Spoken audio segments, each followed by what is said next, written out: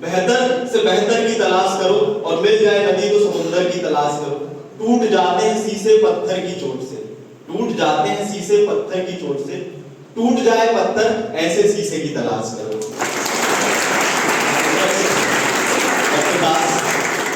Please guide us.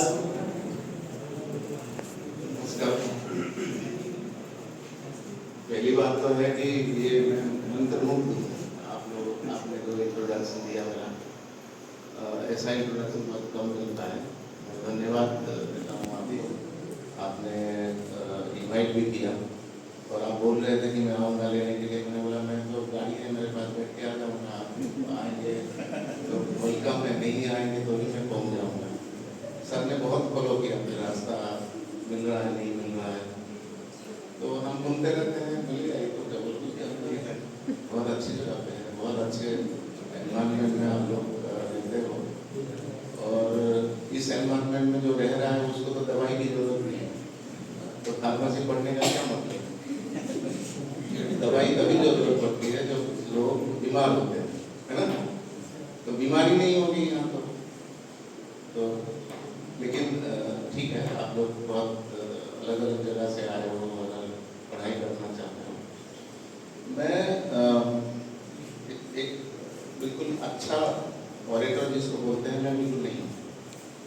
एक तो है कि मेरी मातृभाषा हिंदी नहीं है, दूसरा है कि अलग अलग सब्जेक्ट में अलग अलग, जैसे सर ने बताया कि अलग अलग चीज़ों में अलग अलग जगह पे रह के पढ़ाई की है, तो ये मिक्स हो गया। कभी उड़िया शुरुआत हुई, बनारस गए तो वो हिंदी जो बिहारी वाली हिंदी वो उससे 4-5 साल उसमें से गुजरे।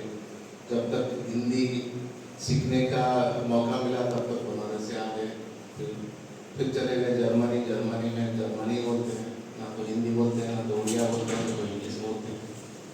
वहाँ बोल बोल के जब तक जर्मन सीखने का प्रयास थोड़ा बहुत हुआ था, वहाँ से उठ के दिल्ली आ गए। जब तक दिल्ली में हिंदी थोड़ा सा ठीक है, थोड़ी बहुत हिंदी डेवलप हुई है वहाँ पे, तब तक तमिलनाडु चले गए। वहाँ तो ना इंग्लिश में थोड़ा बहुत बात करते हैं लेकिन हिंदी बिल्कुल नहीं समझते। अब तमिल सीखना शुरू ही किया था तब तो इसलिए मैं मतलब एक ऑरेटर कभी बन नहीं पाया। तो मैं जो बोलूँगा आपको पहले से ही माफ़ी चाहूँगा आप लोगों से, कहीं भूल चूक हुई तो फिर आप बताएंगे, मुझे माफ़ करेंगे। बात बहुत सिंपल सी है। मेरे सर ने बोला, मुझे पूछा, मैंने बोला मुझे मेरे से क्या बुलवाना चाहते हो, क्या एक्सपेक्ट करते हो कि क्या बोलूँ? तो सर ने बोला कि आप जो बोलेंगे मोटिवेशनल थोड़ा सा देंगे बच्चों को।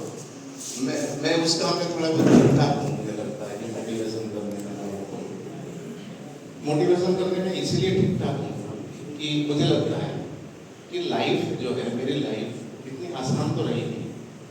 जो भी सक्सेसफुल हुए हैं, जो आपके टीचर्स हैं, जो आपके मेंटर्स हैं, जिनको आप सोचते हैं कि आप बड़े हुआ है, कोई बड़ा अच्छा इंसान है, आपने ज़िंदगी में अपने फील्ड में सक्सेसफुल रहा है, उसकी लाइफ कभी अच्छी नहीं है।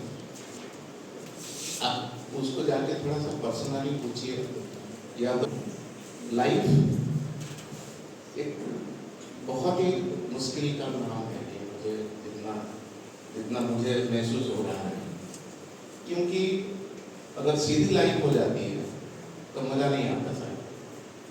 आपने कभी ईसीजी का रिपोर्ट देखी है? कैसे आता है ईसीजी? कैसे आता है ना, systole diastole, systole diastole, systole diastole. अब जब सिस्टोल डायस्टोल नहीं दिखाता, सीधी लाइन आ जाती है, क्या होता है? तो बेटा यही सीखना है लाइफ में, सिस्टोल डायस्टोल, सिस्टोल, ऊपर चढ़ाओ और क्या बोलते हैं, गिरना और फिर ऊपर चढ़ना। कभी गिरेंगे कभी ऊपर चढ़ेंगे, तभी जाके जिंदगी चल रही है करके एविडेंस है। जब ये फ्लैट हो जाएगा, हम सोचते हैं ना हमारे पास गाड़ी हो, हमारे पास बहुत अच्छा वो नौकरी बहुत अच्छी हो और पैसा मिलता जाए, सारे लोग मुझे ही अटेंशन दें। जब ये स्थिति में आ जाते हैं तो ये फ्लैट हो जाता है। तो आप करें तो क्या करें? फ्लैट में हमें उतार चढ़ाव ढूंढना जरूरी है।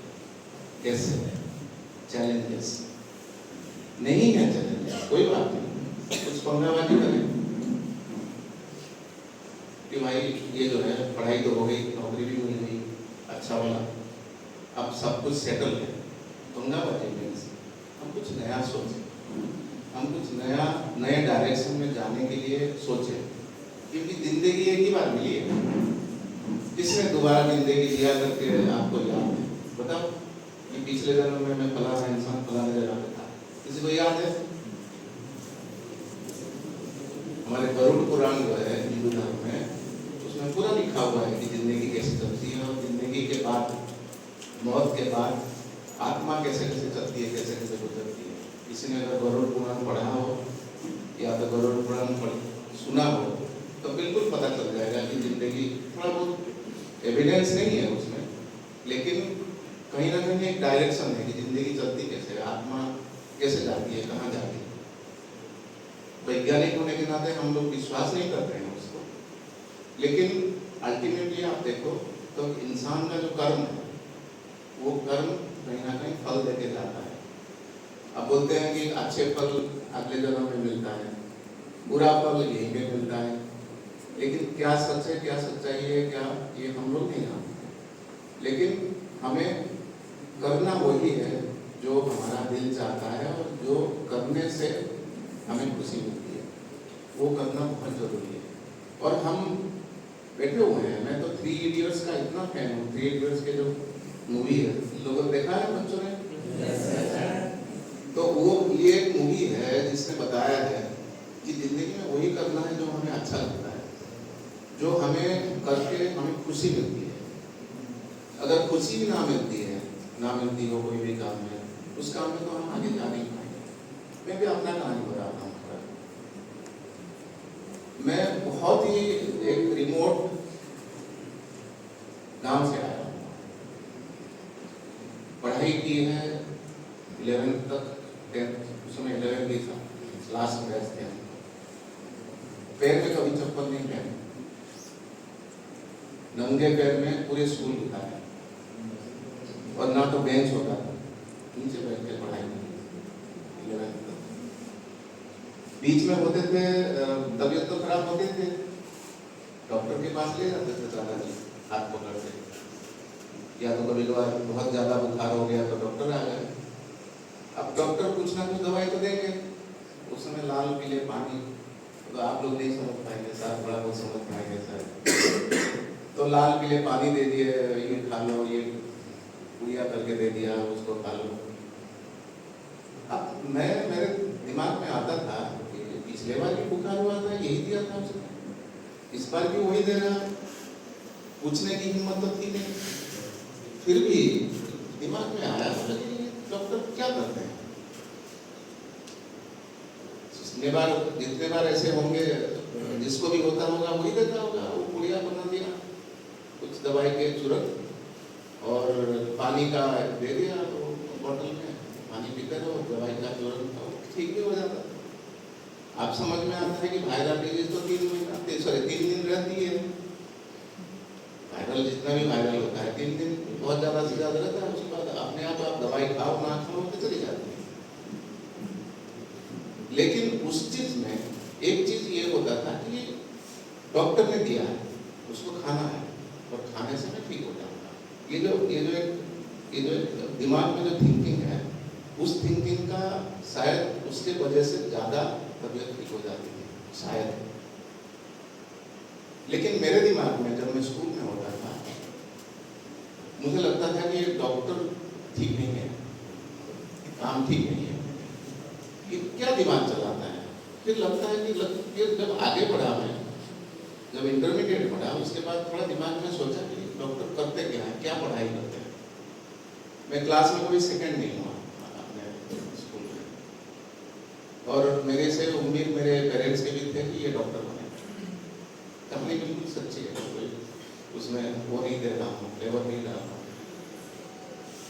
जब तक मैं बीएससी तक आया, तब तक मुझे पता पड़ गया था कि ये डॉक्टर लोगों का कहानी ये है कि इनको पढ़ाया गया है कि बुखार आएगा तो ये फलाना दवाई देना, पेट खराब होंगे तो ये दवाई देना, मतलब डिफाइनली पढ़ाया जाता है कि ये दवाई इसके लिए देना है। अब मुझे लगा कि इनके पास इतना ही अस्त्र है बस, लेकिन दिमागदार तो वही है जो कौन सी बीमारी के लिए कौन सी दवाई चाहिए, ये तो दिमाग वाला काम है। और ये काम तो डॉक्टर करता है। डॉक्टर को पढ़ाया गया है भाई पैरासीटामोल देना, जब बॉडी का टेम्परेचर इंक्रीज हो जाए पैरासीटामोल दे देना, 500 दे देना, 650 दे देना, कोई बात नहीं। तो ये जो जिसने मेरे लिए उस समय हीरो वही था कि जो दवाई के लिए दवाई बनाता है बीमारी के लिए, वो मेरे लिए हीरो था। और आप विश्वास करिए बीएससी में जूलॉजी ऑनर्स में हम लोग 3 बच्चे थे। ऑनर्स में हम लोगों ने मतलब 58 कॉलेजेस होता था उत्तर यूनिवर्सिटी से, और जूलॉजी ऑनर्स में उस साल में 3 टॉप पोजीशन हमारे, मैं सेकेंड में था, मेरे ऊपर में एक था और मेरे पीछे एक था। यूनिवर्सिटी के टॉप 3 पोजीशन। उसके बाद प्रिपरेशन सेम थे हम तीनों के। हमारे कॉलेज से ऐसा कोई सिचुएशन कभी नहीं आया कि यूनिवर्सिटी के टॉप 3 पोजीशन एक ही कॉलेज से आया हो। उसके बाद प्रिपरेशन थे एक ही, पीएमटी के लिए हमने कोई एक्स्ट्रा प्रिपरेशन कुछ भी नहीं किया, गए तीनों देने के लिए पीएमटी प्री मेडिकल टेस्ट। इन दोनों को मैं धकेल के आ गया बाहर, पीएमटी दिया नहीं और गया मैं सीधा एमएससी के, क्योंकि मेरा बिल्कुल फंडा क्लियर था कि मुझे डॉक्टर नहीं बनना। आज मेरे जो 2 साथियां हैं, एक बहुत बड़ा सर्जन है और दूसरा जो है एक बड़ा ऑर्थोपेडिक्स। दोनों के पास हॉस्पिटल है, दोनों के पास सब कुछ है, जो बहुत सक्सेसफुल डॉक्टर के पास है, मेरे पास वो नहीं है। उसके बाद एमएससी पढ़ो, घर से ताना सुनो कि भाई तू करा नहीं कुछ ना कुछ, तो डॉक्टर नहीं बना, बन नहीं पाया या तो बना नहीं। लेकिन जिस रास्ते में फिर गए अनुसंधान करके, उस रास्ते में जैसे मैं बोल रहा हूँ कि आसान नहीं है रास्ता, लेकिन उस रास्ते में फिर चलते चलते ये दिमाग में आया कि जब आप खोज करोगे नया वाला, अभी मेरे जो दोनों साथी हैं, अभी नहीं बहुत दिनों के पहले ही ये सेटल हो चुका है कि भाई तूने तो बड़ा सही रास्ता चुना है। हम तो डॉक्टर हैं, वहीं पे दिल्ली दुकान खोल के बैठते हैं, वही बीमारी फेस को देखते हैं और उनको दवाई देके ठीक करना है या तो काट पीट करना है, वही काम हम डेली मोनोटोनस एक्टिविटी करते हैं। कोई नॉलेज हम गेन नहीं करते। यहाँ से एक दिन भी ताला बंद करके हम कहीं जा नहीं सकते, हम वहीं रह गए। तू कम से कम जाके इधर उधर जाके घूम रहा है। आज गूगल में अगर तेरा नाम मैं डाल दूँ तो कम से कम 50, 60, 100 पेज आ ही जाएगा। मेरे नाम में गूगल पे कोई पेज नहीं आता। तो सक्सेस को हम कैसे लेते हैं, किस चीज के लिए लेते हैं, वो नहीं पता। उनके पास पैसा बहुत है, कोई डॉक्टर के पास पैसा नहीं है ऐसा तो नहीं है, तो सक्सेसफुल डॉक्टर है तो। लेकिन एक तरीका अपनाना बहुत जरूरी है। मेरे पिताजी भी बड़े खुश नहीं हुए, बोले कि ये गया होता, ये तो जो है वो कुछ दिमाग में उसके घुस गए, वो कुछ नहीं कर पाएगा। जब तक मैं जर्मनी में नहीं पहुंचा। जब जर्मनी में गया तो पापा को लगा कि हाँ ये कुछ करेगा शायद, कहीं ना कहीं अभी यहाँ से तो कुछ कर नहीं पाया। जो में पीएचडी बहुत लोग करते हैं, कोई थोड़ी खासियत है, लेकिन खैर वहाँ से जिस माहौल से मैं था उस वहाँ से कोई उठ के बीएचयू तक पहुँचना भी बड़ा मुश्किल का काम था जर्मनी। लेकिन उनको थोड़ी तसल्ली हुई जब मैं जर्मनी पहुँचा। उनको लगा कि हाँ ये कुछ करेगा सर। और फिर जैसे विशाल ने बताया, हम लोग एक काम करना बहुत जरूरी है बच्चों को, तो कि आप पढ़ाई करो, जो कर रहे हो नौकरी भी ढूंढना जरूरी है।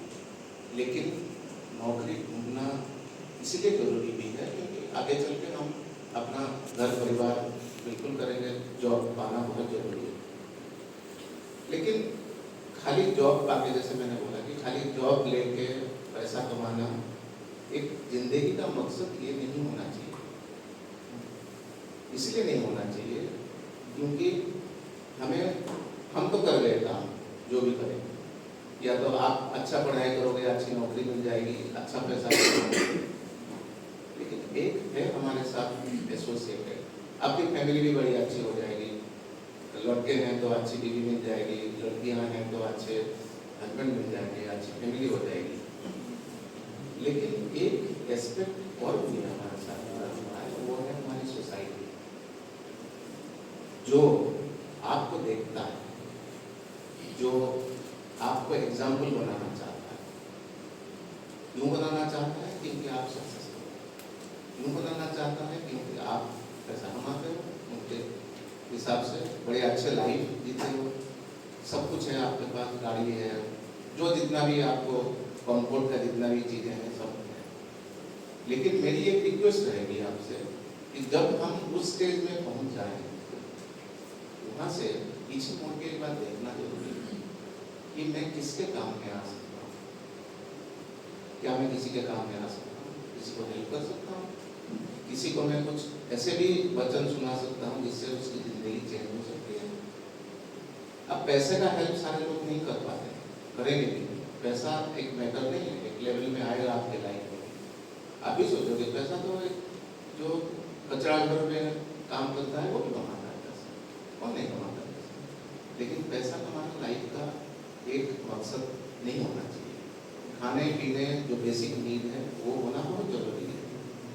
हमारे पास नहीं होगा तो हम जिएंगे कैसे, हम बीमारियों से कैसे लड़ेंगे, वो होना बहुत जरूरी है।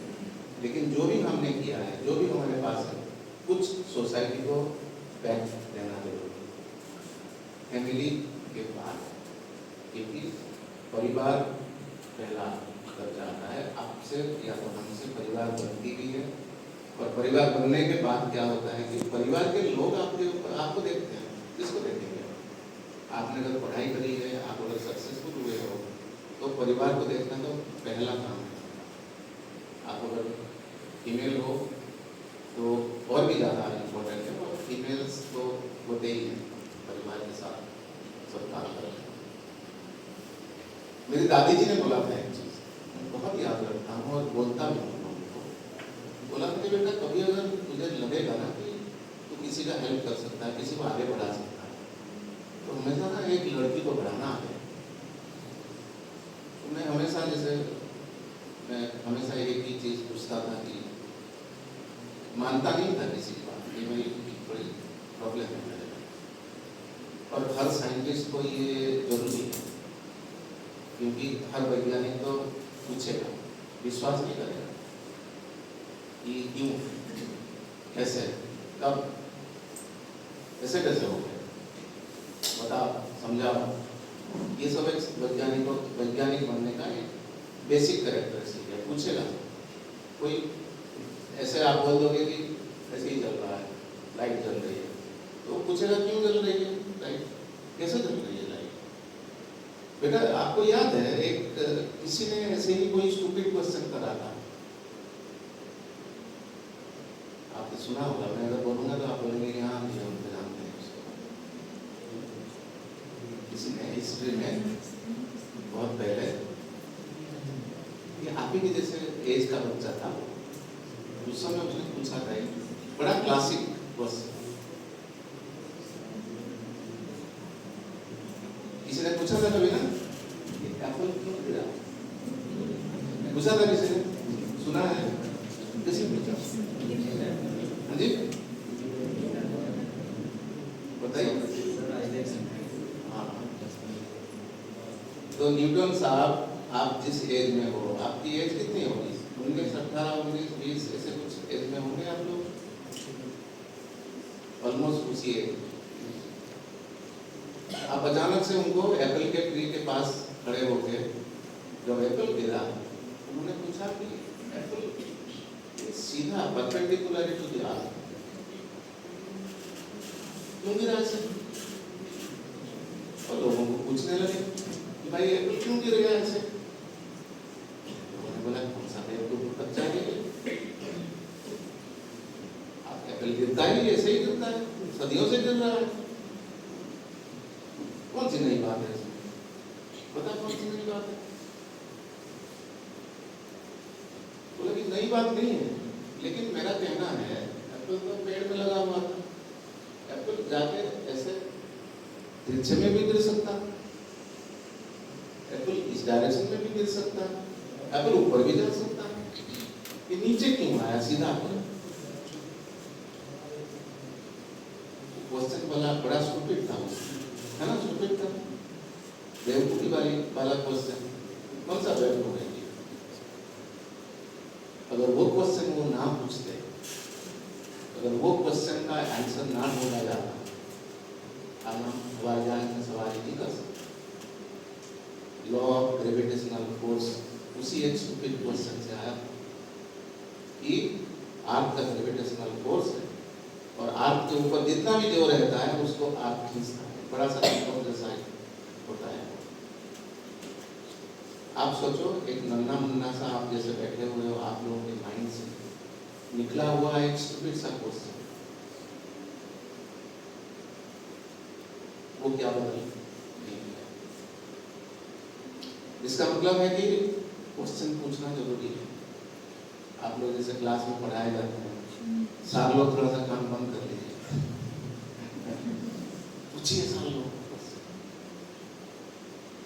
हमें क्वेश्चन पूछते हैं, हम भी जब पढ़ाते हैं कभी कभार, तो हमें बड़ा अच्छा लगता है, बड़ा प्यार आता है बच्चे कि यही एक बच्चा है जो मैं जो बोल रहा हूँ वो सुन रहा है तभी जाके क्वेश्चन तो पूछेगा। जो क्वेश्चन नहीं पूछते हैं वो लोग कौन होते हैं? दो टाइप के बच्चे होते हैं जो क्वेश्चन नहीं पूछते। या तो वो 100% समझ गए, या तो कुछ भी नहीं समझा। और उस कैटेगरी में बच्चे जो है मेरे हिसाब से 10% रहते हैं। अब 5% बहुत एक्स्ट्रा इंटेलिजेंट कोई होगा, आइंस्टाइन जैसा, कि कुछ नहीं पूछता हो तो उसके दिमाग में सब कुछ घुस जाता है। लेकिन बाकी 5% भी ऐसे होंगे कि कुछ नहीं घुसा, या तो सब कुछ घुस गया या तो कुछ नहीं घुसा। लेकिन बाकी जो 90% है वो कुछ समझते हैं और कुछ नहीं समझ पाते, लेकिन डर के मारे में नहीं घुसते। सही बोल रहे हैं? अगर सही बोल रहे हैं हाथ उठाइए, मैं देखना चाहता हूँ 90% कितना है। नहीं, सारे लोग नहीं देख रहे हैं आपको, नहीं देख रहा, मैं तो भूल जाऊंगा कल के, अभी तो जाऊंगा यहाँ से भूल जाऊंगा। बेटा सही है कि नहीं है? डर के मारे में सहम जाते हैं, कौन पूछता है? अरे ठीक है ना, सामने पढ़ा दिया, सब सही होगा। हाँ जी, ये तो ब्रेन में जाता है। क्या बेटा सही बोल रहे हैं? तो हमें आज से इस आदत को बदलनी पड़ेगी। अगर आपको लगता है कि कोई एक आया था इसी मार से बैठ के, आप खड़ा होकर भाषण देके गया, तो एक आदत बदल दो, क्वेश्चन पूछो।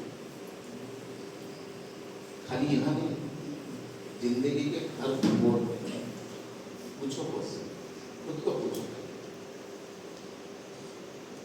एक थे हमारे देश में, जानते हो, वो जब छोटा बच्चे 4-5 साल, हमारे घर में भी आपके घर में भी सब बोलते हैं ना, ये काम नहीं करो, भगवान गुस्सा हो जाएंगे, ईश्वर गुस्सा हो जाएंगे। तो उनके दिमाग में खटक गया, ईश्वर गुस्सा हो जाएंगे, भगवान गुस्सा हो जाएंगे, ये कौन है भगवान? फिर वहीं से शुरू कर दिया पूछने के लिए। जो एग्जाम्पल देते थे क्लास में या तो घर पे, भगवान की बात बोलते हो, भगवान को कभी देखा नहीं? उसके बाद क्या बोलेगा भगवान को? किस तरह जानते हो उनका नाम क्या था? नहीं जानते? आप सारे लोग जानते हैं। उनका नाम नरेंद्र था, आगे चल के स्वामी विवेकानंद बने। और वो हर वो इंसान को पूछते थे कि आप भगवान को देखे हो, भगवान का नाम ले रहे हो, देखे हो भगवान को? नहीं जी हम तो नहीं। खत्म हो गई बात। तो वो ढूंढते चले गए किसने भगवान को देखा, भगवान का नाम लेता तो सबको पूछते गए कि कौन किसने देखा है भगवान को। अब सबको लेकिन नहीं, भगवान को कौन दिखाई नहीं। फिर चलते चलते एक दिन पहुंचे कहाँ पे,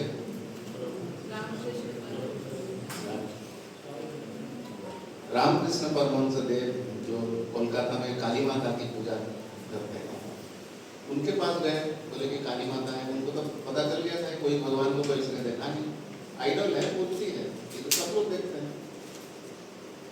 तो उनको भी पूछा है वो बचपन वाला क्वेश्चन, आपने देखा? तो गुरुजी ने बोला कि देखा है, देखिए तो देखता हूँ और क्या करूँ, उससे बात भी करता हूँ। अरे बात करते हैं कहाँ, पूछता हूँ मैं क्या खाओगे आज, वही बनाऊंगा। मेरा खाना पसंद आया कि नहीं आया ये भी पूछता हूँ। वो हाँ बोलती है, ना बोलती है, क्या खाएगी करके मुझे बोलती है, और मैं वही बनाता हूँ जो वो चाहती है, जिसको वो पसंद है। डेली पूछता हूँ खाने के बनाने के पहले, देखता तो हूँ डेली, आंख बंद करता हूँ तो वही दिखाई देती है। तब जाके इनके दिमाग में दिल में रहा कि भाई मैं जिनको ढूंढ रहा था गुरु के लिए, वही मेरे सामने। विवेकानंद जी के बारे में जो जानते हैं सारी चीज उनका पूरा मतलब लाइफ हिस्ट्री में लिखा हुआ है। उन्होंने लास्ट में जाके, कोई अगर गया हुआ है कन्याकुमारी, कोई गया हुआ है कन्याकुमारी, यहाँ से कन्याकुमारी में विवेकानंद रॉक करते हैं, थोड़ा सा 10-15 किलोमीटर समुद्र के अंदर, वहाँ पे मंदिर वगैरह बना हुआ है। विवेकानंद जी शायद एज मुझे पता नहीं है, लेकिन बहुत कम एज में वो वहीं से डिसअपीयर हो गए। उनके बाद उसके बाद शायद 34-35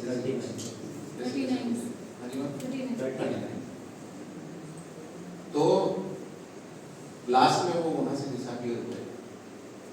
जितना मैं जानता हूँ उनके मन में एक दुख हमेशा था, वो ये दुख था कि उनके गुरुजी जैसे वो कभी माता को देख नहीं पाए। समझ रहे हो मतलब कितना फ्रस्ट्रेशन रहा होगा। लेकिन उनको माता जी दिखाई दी, बात भी करें, लेकिन वो सिचुएशनल जो चीजें हैं, उस सिचुएशन में उनको पता नहीं लगा कि मैं ये माता जी से बात हो रही है। फॉर एग्जाम्पल एक, क्योंकि वो ब्रह्मचारी थे, ब्रह्मचारी का जितना भी होता है वो अपना पालन करते थे। लेकिन एक रात को उनके ब्रह्मचारी होने का जो होता है वो एक भंग हो गया। जब भंग हो गया तो उनको लगा कि भाई मैं तो ब्रह्मचारी का व्रत मैंने लिया था, लेकिन ऐसा कैसे हो गया। नेचुरल प्रोसेस था, उन्होंने कुछ किया। दूसरे दिन सुबह गंगा जी में घुसते गए कि मैं आज अपना प्राण विसर्जन करूंगा। मैं तो जो प्राण लिया था ब्रह्मचर्य क्या, वो तो हुआ नहीं मेरे से। तो जब वो घुसते गए पानी में घुसते जा रहे हैं, मतलब माइंड पूरा है कि मैं आज आत्महत्या करने वाला हूँ, मेरे ये जीवन रख के क्या फायदा, जो मैंने पढ़ लिया था और उसको नहीं कर पाया। तो चले जा रहे थे, बीच में देखे और गगरा भरा हुआ है, फिर भी वो पानी डाल रही है, पास करके चले गए। फिर उनको लगा ये मैडम क्या बेवकूफी कर रही है, गगरा भी पानी का गगरा तो भरा हुआ है और फिर भी वो डाल रही है, क्या करना चाहती है। पीछे मुड़ के आए, बोले कि माता क्या कर रहे हो, गगरा तो भर चुका है, अब कितना और भरोगी, जो भरोगी वो तो सारा वो क्या बोले, क्या बोलते हैं छलक जाएगा। हाँ वो छलक जाएगा पूरा। पानी कितना रहना है वो तो रहेगा ही रहेगा। तो माता जी ने देखा उनके उनके फेस को, फिर बोला कि बेटा यही प्रश्न तो मैं तुम्हें करना चाहती हूँ। तो एक सेकंड के लिए उनको लगा कि क्या बात हो रही है, और उस पल के बाद ना तो माता जी थी, ना तो बदरा था, कुछ नहीं था। तो वो थी माता काली स्वयं। दूसरा, आपको शिकागो वाला पता है? आपको विवेकानंद का शिकागो वाला नहीं पता है? सुना नहीं किसी ने? विवेकानंद जी जो गए थे शिकागो, जो अमेरिका में, नहीं पता? शिकागो में शायद 1920 ऐसे कुछ है, ईयर मुझे एग्जैक्टली पता नहीं है, देख लीजिएगा। 1892 वहाँ पे एक धर्म का कॉन्फ्रेंस हुआ, और उस धर्म में सारे धर्म को बुलाया आया था, लेकिन हिंदू धर्म को बुलाया नहीं आया। तो उनको लगा, विवेकानंद जी का हमेशा एक टारगेट रहा कि कैसे हिंदू धर्म, जो सनातन धर्म, जो प्राचीन है, जो बहुत पुराना धर्म है, उसको कैसे मॉडर्नाइज वे में उसको एक ग्लोबल धर्म बनाया जाए, जिस धर्म का नाम हो कि एक सनातन धर्म, सबके लिए है, कोई धर्म नहीं है। बनाना चाहते हैं कि हिंदू धर्म कोई धर्म ही नहीं है, एक मानव का धर्म है, जो हम कर्म करते हैं उसी का धर्म है, वो बनाना चाहते थे। तो उनको बड़ा अच्छा लगा कि, मतलब बड़ा दुख लगा कि मेरे को उस ऐसे जैसे वर्ल्ड में कॉन्फ्रेंस हो रहा है, और उसमें मेरे को या तो हिंदू धर्म वाला कोई रिप्रेजेंटेशन नहीं है। उसने बहुत मेहनत की कि कैसे जाके मैं शिकागो पहुंच जाऊँ। तो बहुत करने के बाद वो जाके शिप में शिकागो में पहुंच गए, कॉन्फ्रेंस के 2 दिन पहले। पहुंचने के बाद तो गए हैं, उनको कुछ पता नहीं है वहाँ रहेंगे कहाँ, खाएंगे क्या, वो कॉन्फ्रेंस तक पहुंच पाएंगे कि नहीं पहुंच पाएंगे। तो जाके जहाँ से उतरे शिप में, पोर्ट में, वहाँ जाके बैठे रहे। एक महिला आई, तो बोली कि आपको तो लग रहा है आप भारतवर्ष से है ना? हाँ, हम भारतवर्ष में। किस काम के लिए आए हैं? बोले कि ऐसे ऐसे है, लेकिन मुझे पता नहीं है कि मुझे मिलेगा कि नहीं मिलेगा वहाँ पे कहने के लिए, मेरी मतलब हिंदू धर्म के बारे में मैं तो कहने आया हूँ। फिर बोले कि अच्छा, मैं देखती हूँ, मैं कुछ करती हूँ। तो बोले कि अच्छा, मेरे घर में आप रुक सकते हो, और मैं कुछ करके आपको, जो कॉन्फ्रेंस होने वाली है उसमें मैं 2 मिनट का उनको मिल गया स्लॉट, कि 2 मिनट वो हिंदू धर्म के बारे में बोलेंगे। आए 2 मिनट, क्या उनको शायद 20 या 22 मिनट बोलने का, मतलब लोगों ने मतलब बोलने का शुरुआत किया, तो लोगों के इतने वेलकम थे उसमें। वो पहली बार बोले थे कि अमेरिका के मेरे भाई और बहन लोग, और किसी भी धर्म वाले ये भाई और बहन का उच्चारण नहीं किया था। तो फिर वो जस्टिफाई करते गए कि हिंदू धर्म का क्या है। लोग सुनते गए, लोगों को पता नहीं चला कि 2 मिनट का स्लॉट था इनका तो 20-22 मिनट हो चुका। बोलने के बाद लोग इतने मंत्रमुग्ध हो गए वहाँ पे। फिर पूछे कि आप कहाँ से आए हैं? आपको तो हमने बुलाया नहीं था, यहाँ शिकागो में रह कहाँ रहे हैं?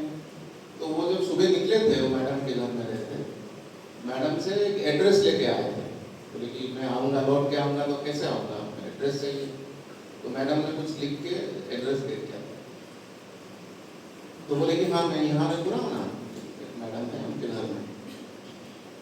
तो दिखाया एड्रेस, तो जो ऑर्गेनाइजर थे वो एड्रेस को ढूंढे। अब अमेरिका वगैरह, यूरोपियन कंट्री वगैरह में उनका पूरा सब कुछ सिस्टमेटाइज है। कोई प्लॉट नंबर अगर है तो वो प्लॉट नंबर है, घर नंबर है तो घर नंबर है। अब जब ढूंढ के गए, देखे कि वहां कोई महिला तो रहती नहीं, वो तो चर्च का एड्रेस, ना तो वहां महिला थी ना तो कोई, वो एड्रेस था चर्च का। वहां पे जिस एड्रेस को लिख के लाए थे वो एक चर्च था। तब जाके उनको पता चला कि ये जो महिला लाए थे मुझे, या तो वो जैसे भी करा, इसने किया नहीं पता, लेकिन बिल्कुल कोई ना कोई होगी। लेकिन उस समय, जिस समय, और भी बहुत बार उनका इंटरेक्शन हुआ है सर, लेकिन उनके मन में ये दुख था कि जैसे उनके गुरु डायरेक्टली बात करते थे, जानते थे कि मैं माँ काली से बात कर रहा हूँ, ऐसी बात कभी हुई नहीं। और वो गम उनके पास हमेशा रहा कि मैं नहीं कर पाया। तो ये कह के मैं बोलना आपको ये चाहता हूँ कि जिंदगी जब सक्सेसफुल हम कर पाते हैं या तो होने चाहते हैं, हमें सबसे बड़ा अप्रोच होना चाहिए हमारे फोकस। कैसे? महाभारत में कहानी भी है, जब द्रौपदी के स्वयंवर हुए थे, याद है किसी को? सुना है?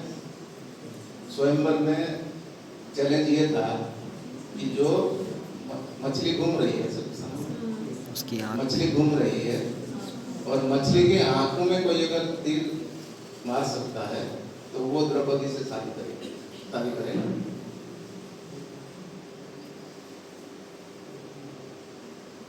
तो वो काम तो अर्जुन ने कर पाया। पहले जैसे गुरुकुल में जाकर के अर्जुन के साथ बाकी लोग सोते थे। एक बार पूछा गुरु जी ने, द्रोणाचार्य ने, कि क्या देख रहे हो यहाँ पे? लोगों ने बताया कि मैं चिड़िया देख रहा हूँ। किसी ने बताया कि चिड़िया, डाली में चिड़िया बैठी हुई है, वो देख रहा हूँ। जब अर्जुन को पूछा, मछली की आँख, मुझे तो चिड़िया की आँख दिख रही है। ये होता है फोकस। मतलब हमें जिंदगी में अब से, अभी से ये तय करना जरूरी है, जो जिस एज में आप लोग हो, कि हम करेंगे तो क्या करेंगे। 2-3 एग्जाम्पल देता हूँ, टाइम है तो सर, टाइम है 5 मिनट, वो नहीं होता भाई। आपने चर्चिल का नाम सुना है कभी? Sir Winston Churchill? नहीं सुना? कोई बात नहीं। चर्चिल जी 12-13 साल के होते थे उस समय। उनके पिताजी बड़े लंदन के बार में बड़े वकील एडवोकेट। चर्चिल जी इतने दुष्ट होते थे, इतना शरारती होते थे, डेली शाम को उनके घर में तो कंप्लेंट पहुंचता था कि आपके बेटे ने ये कर दिया, वो कर दिया, ये कर दिया, इसका तोड़ दिया, उसको मारा, उसको पीटा, उसको छेड़ दिया। डेली कुछ ना कुछ पहुंचता था उनके घर में शिकायत।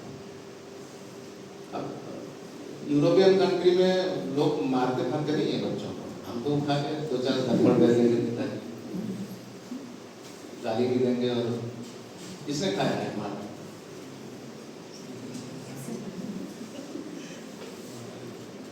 तो ऐसा तो होता नहीं है वहाँ पे जब तक यहाँ तक नहीं आ जाता ना, तब तक बात भी नहीं करते। चलो ठीक है, एज है उसकी, शरारती करेगा, कहाँ जाएगा। तो इतना ज्यादा हो गया कि एक दिन पिताजी ने उनको बुलाया, बेटा क्या करना चाहता है? ये सब डेली ये सब करता रहता है, क्या करना चाहता है? कुछ ना कुछ तो दिमाग में सोचा होगा, कुछ करेगा। बोला कि नहीं, सोचा कहाँ है, अभी सोचा ही नहीं। ये अच्छा। फिर बोलते हैं चर्चिल जी, आप बताओ, आप तो मेरे पिताजी हो, बताओ मैं क्या करूं। तो पिताजी थोड़ा सा गंभीर हो गए, ये सेंटेंस बताया उनको कि बेटा तेरी जिंदगी तेरी है, मैं तेरा बाप हूं। इसका मतलब नहीं है कि मैं तेरी जिंदगी का सारा डिसीजन नहीं करूं। तुझे डिसीजन लेना है, बनना क्या है। मेरे तरफ से ये सोच के कि तू कुछ भी बनना, मेरे को कोई प्रॉब्लम नहीं है। तू जो मोची बन जा, तू घोड़सवार कर, तू क्रिकेटर बन जा, तू स्विमिंग कर, जो करना है कर, मुझे कोई उसमें प्रॉब्लम नहीं है। अगर तू मोची बन रहा है, अगर दुनिया में कभी भी कोई पूछेगा कि दुनिया में सबसे बड़ा मोची कौन है, तू होना चाहिए। वो जरूरी है, वो मैं चाहता हूँ।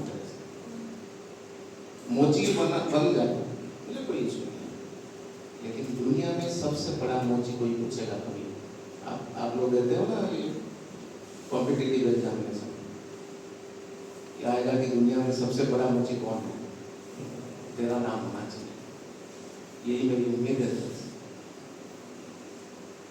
अभी 13 साल का था बच्चा, समझ गया कि पापा क्या लगा के बैठे हुए हैं। दूसरे दिन गया स्कूल, पूछा सबको, गंभीर हो गया था, अब तो बदमाश गए दिमाग से। तो पूछा जाके कि ये क्या हो सकता है, पापा ने बोला है कि काम का कोई प्रॉब्लम नहीं है, लेकिन उस काम में सबसे बड़ा होना चाहिए। उसने सोचा कि ऐसा क्यों नहीं काम करूँगी, क्यों मुझे तो कोई ऐसा तो कोई है नहीं मेरे दिमाग में कि ऐसा काम ये काम करूँ। तो सबसे बड़ा काम क्या है और उस बड़ा काम का बड़ा बनना है। पूछा लोगों को, अपने साथियों को, कि कौन कुछ चेंज ला सकता है, जो चाहता है मन में वो कर सकता है, कौन ऐसा कौन। जैसे हमारे मोदी जी आजकल महीना स्कीम नया प्लान कुछ बनाते हैं, अपना मोदी की गारंटी है कोई बोलते हैं। तो लोगों ने बताया कि देखो भाई, कि प्रधानमंत्री देश का ऐसा है कि वो जो भी आप बोलोगे, जो भी वो सोचेगा वो करेगा। दिमाग में खटक गया। ब्रिटेन का सबसे यंगेस्ट प्राइम मिनिस्टर बने थे 13 साल से 35 साल के जर्नी। उसने अपने ऑटोबायोग्राफी जो पढ़ा हुआ है, उसमें लिखा है, एक अलग से सेक्शन है, a night with my father that change the way of my life. एक रात मेरे पिताजी के साथ, जो रात मेरी जिंदगी की पहलू ही बदल दिया। ऐसे इंटरेक्शन ढूंढी है, ऐसे मौका ढूंढी है कि कुछ ऐसा हो आपके साथ जो आपके थिंकिंग को, आपके पूरे वे ऑफ लाइफ के, आपको कुछ बनने का चेंज हो जाए और उसमें दीवाने जैसे टूट पड़ता है। दूसरी काम 22 साल, आपके थोड़े से बड़े वाले 2 साल में आपका भी वो एज आने वाला है। किसने नाम सुना है चार्ल्स डार्विन का? नहीं सुना? सब लोग मान लोग जानते हैं, तो जानता है? जानते नहीं? चार्ल्स डार्विन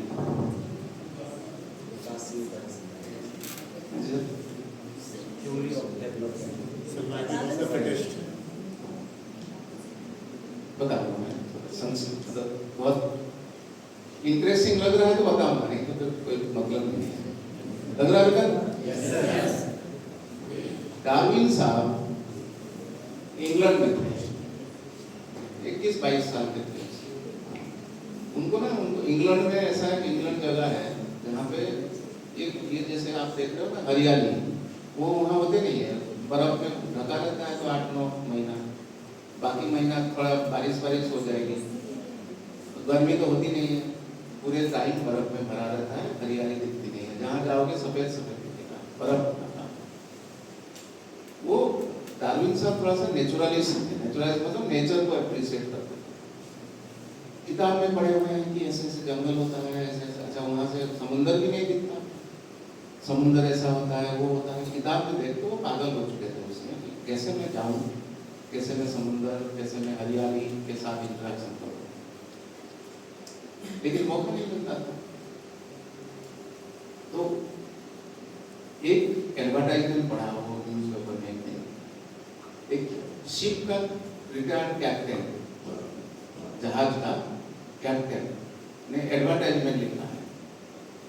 वो थे क्रिश्चियन, वो तो क्रिश्चियन होते, उनको थोड़ा मतलब वो थोड़ा धर्म के रिलेटेड था कि उन्होंने क्रिश्चियनिटी के हिसाब से कहीं साउथ ईस्ट एशिया मतलब हमारे जो इंडिया है इस तरफ, ऑस्ट्रेलिया है, उसके बीच में ये थाईलैंड, म्यांमार, वियतनाम, ये सारा है, उसको साउथ ईस्ट एशिया बोलते हैं, जो ऑस्ट्रेलिया और इंडिया के बीच में है। ज्योग्राफी पढ़ा है बच्चों ने? नहीं पढ़ा? तो उनको लगा, कैप्टन को लगा कि साउथ ईस्ट, मतलब लगा नहीं, उनके बाइबल में या कहीं लिखा हुआ है कि जब सारे पृथ्वी ध्वंस हो गए थे तो साउथ ईस्ट एशिया में कहीं पे 2 कबूतर खाली रह गए थे, और वही 2 कबूतर जो रह गए थे उन्हीं से ही ये पूरे संसार बना है। तो वो रिटायर्ड हो गए, पैसा बहुत था और खुद कैप्टन भी थे। उनको लगा कि एक शिप में जाना चाहिए वहाँ से देखने के लिए कि कौन से जगह पे कबूतर बच गए थे और जहाँ से सारे संसार का उत्पत्ति हुआ। तो ऐसे कुछ चढ़ गए, उनके पैसा है तो क्या करें। तो उन्होंने एडवर्टाइजमेंट दिया कि मुझे एक यंग बच्चा का तलाश है जो मेरे साथ जाएगा, क्योंकि मैं तो बुढ़ा हो गया हूँ, मैं अकेले जाने के मैं घबराता हूँ, मेरे साथ एक यंग बच्चा चाहिए। अब डार्विन जी को बड़ा अच्छा लगा, बोला कि यही तो मैं ढूंढ रहा था।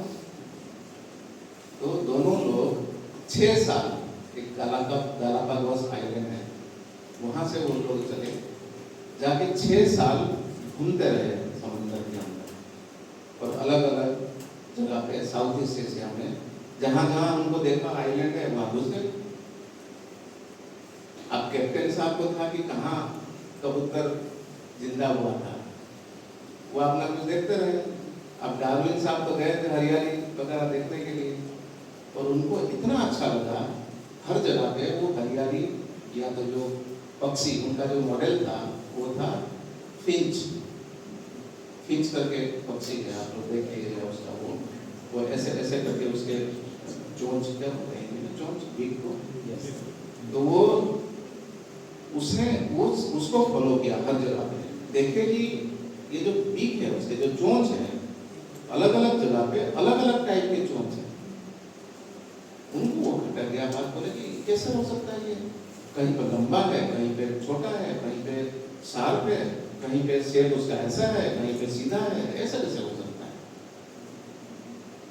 हिंस तो ये ऐसे डाइवर्सिटी कैसे हो गई। तो वो जहां जहां देखते रहे वहां वहां वो अपना पेंसिल में अपना बनाते थे कि फलाने जगह पे मैं फलाने टाइप का रहा। और साथ साथ जो ये खींच खाती है चीजें, जो फल खाती है, तो वो फल भी उन्होंने देखा कि ये फल कैसा है। तो पूरा जितने भी 6 साल रहे हर जगह पे ये ऐसे डाइवर्सिटी, फिंच, चिड़िया, ये सब अपना देखते थे। देख के कहीं अपना, उस समय कैमरा वगैरह तो पता नहीं था, वो अपना पिक्चर बनाते गए और नोट करते गए क्या देखा मैंने, कौन सा था क्या। आप अगर मुझे पूछेंगे कि वो कैप्टन साहब को मिला कि नहीं वो कबूतर का जो भी है, तो सीरियसली मैं भी नहीं जानता मिला कि नहीं मिला, क्या मिला। लेकिन डार्विन साहब ये सब लेके आए इंग्लैंड में, बैठ के अपना किताब बनाया और 1856 में उन्होंने किताब छापी। उसका नाम था origin of species through natural selection.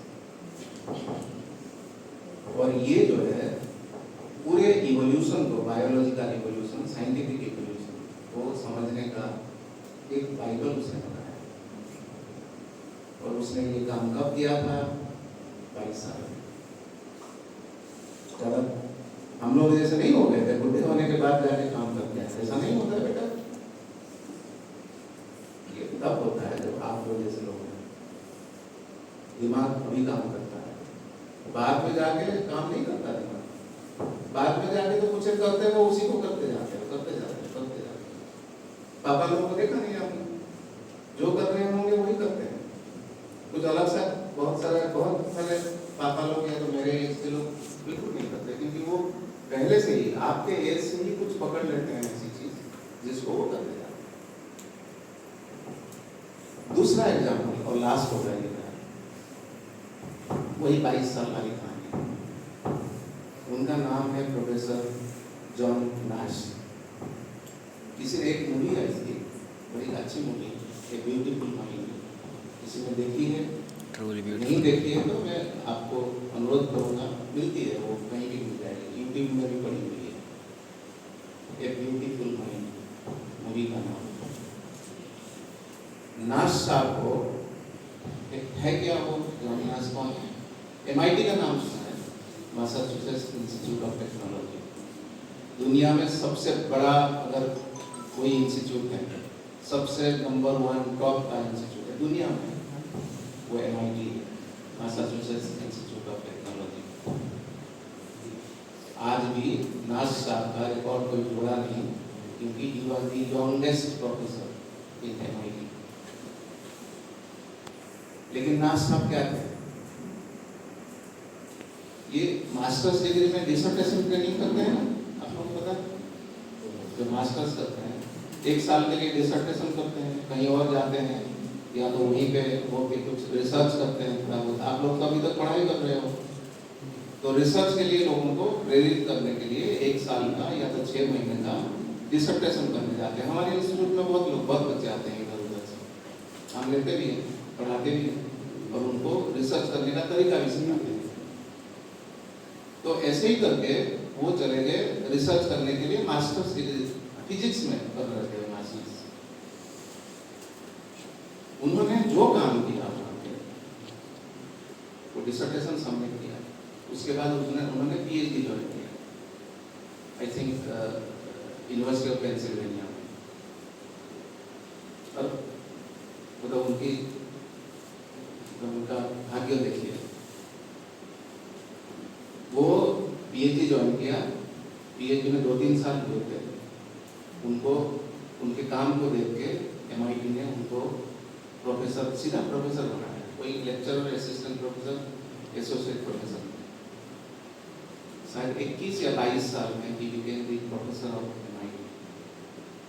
लेकिन उसी समय से एक सिजोफ्रेनिया करके बीमारी, नाम सुना होगा आपने, उनको उन पेशेंट को हालुसिनेशन होता है। हालुसिनेशन मतलब जो नहीं है उनको दिखाई देता है, कुछ उनके दिमाग में गड़बड़ जाता है, तो उस बीमारी का वो शिकार हुआ।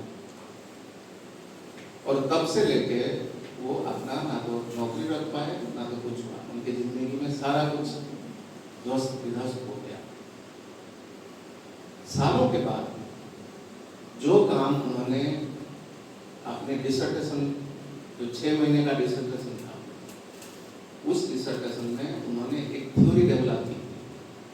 तो थ्योरी का नाम है गेम थ्योरी। गूगल में अगर सर्च करोगे गेम थ्योरी, सेंट्रल थ्योरी बना बहुत सारे चीजों का। अमर्त्य सेन का नाम सुना है? अमर्त्य सेन इंडियन है, नोबेल प्राइज भी मिला था उनको इकोनॉमिक्स। अमर्त्य सेन का मेन जो काम उन्होंने किया था, जिसके लिए नोबेल प्राइज मिला, वो था गेम थ्योरी।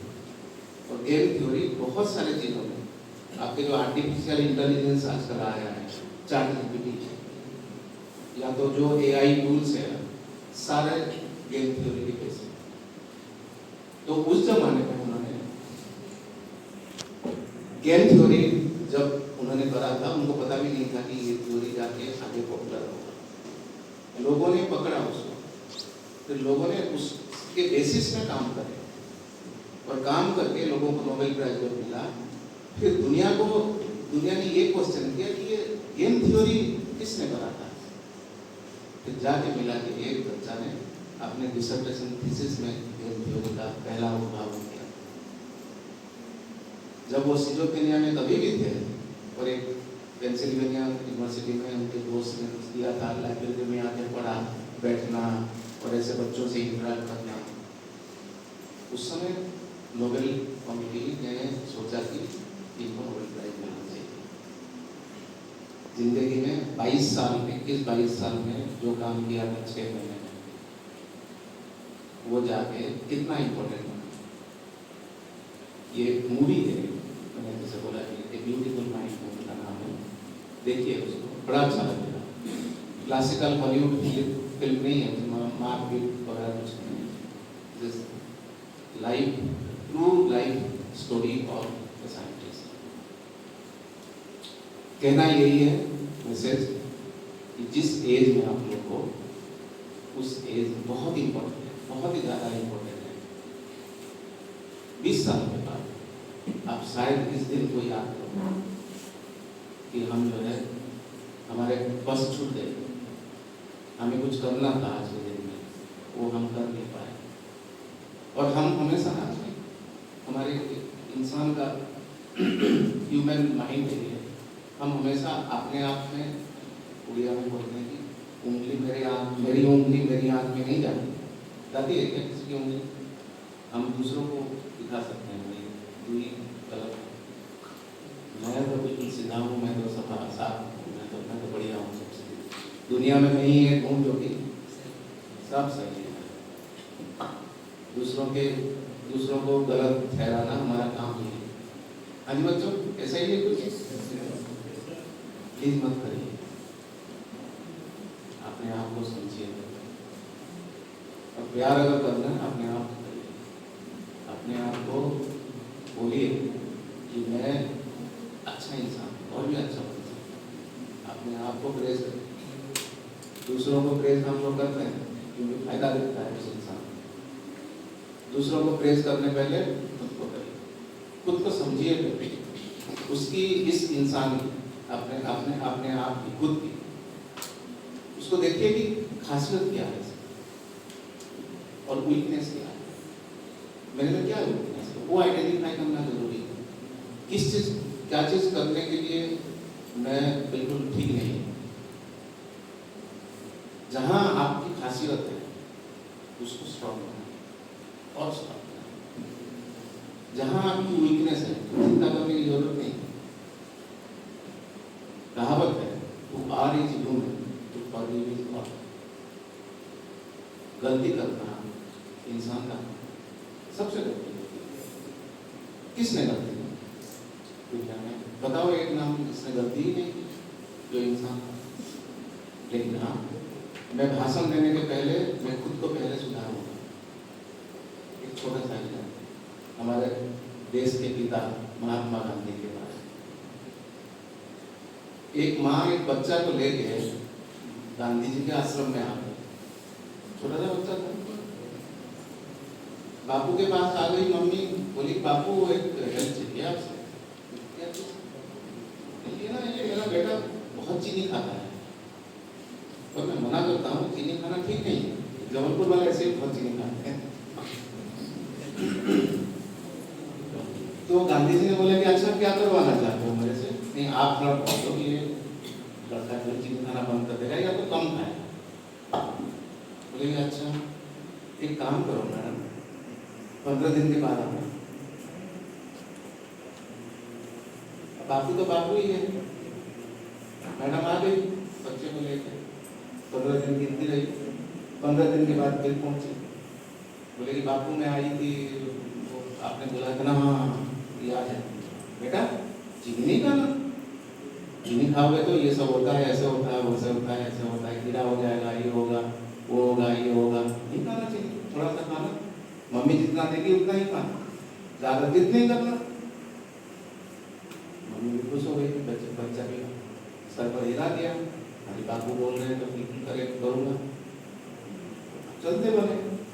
हाँ बेटा, मम्मी को अचानक से आया, बोला कि बात बोलने के लिए 15 दिन टाइम लगा दिया, तो उस दिन भी बोल सकते थे बापू। खुद खाते हैं। लौट के गई, बापू आप तो ये 15 दिन पहले कर सकते थे, 15 दिन के बाद क्यों बुलाया मुझे? बोले कि देखो मैडम मैं भी बहुत चीनी खाता हूँ, ये 15 दिन में मैं चीनी छोड़ा क्योंकि आपके बच्चे को बोलना था कि चीनी खाना ठीक है। ये है महात्मा जो बोलते हैं पहले खुद करते हैं। हम लोग बोलते पहले हैं, करते नहीं है। हम करते उल्टा, लेकिन बोलते लोगों को भाषण देने में बहुत माहिर होते हैं। इससे बच के रहना है। कुछ नहीं कहेंगे बहुत अच्छी बात, जो कहेंगे उसको बिल्कुल समझ के कहेंगे। और क्या बोलते हैं?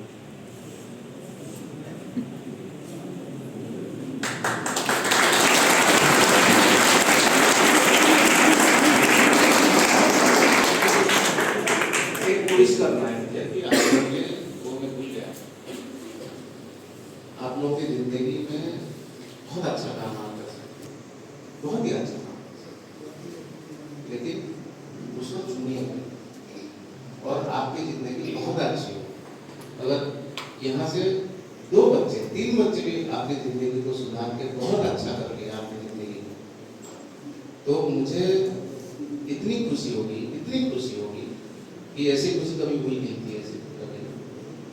और मुझे लगेगा कि मेरे लिए ये जो मैं जो भी 1 घंटा 1.5 घंटा 2 घंटा सेवा से आके गुजरा आप लोगों के साथ, ये मेरा टाइम सफल हो गया। अगर मेरा टाइम को सफल आप बनाना चाहते हैं तो आपने जिंदगी में बहुत अच्छा काम किया और आप कर सकते हैं, ऐसी बात नहीं कि नहीं कर सकते। हर जगह पे चुनौती आएगी। ये दुनिया जो है ना, दुनिया बड़ी जालिम सी है। जैसे कि मैं उड़िया में कोई उड़िया का बैठा हुआ है, नहीं जानता। उड़िया में आग को हम लोग निया बोलते हैं, निया आग का मतलब। तो मेरी दादी बोलती थी कि बेटा पता है दुनिया का मतलब क्या है? दोनों तरफ निया है, मतलब दोनों तरफ आग है। यहाँ भी आग, वहाँ भी आग, क्योंकि गुजरना तो है आग के बीच में।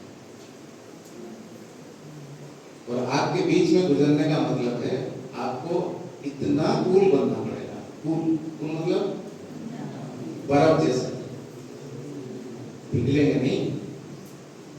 आग के दोनों आग के बीच में गुजरेंगे, पिघलेंगे नहीं।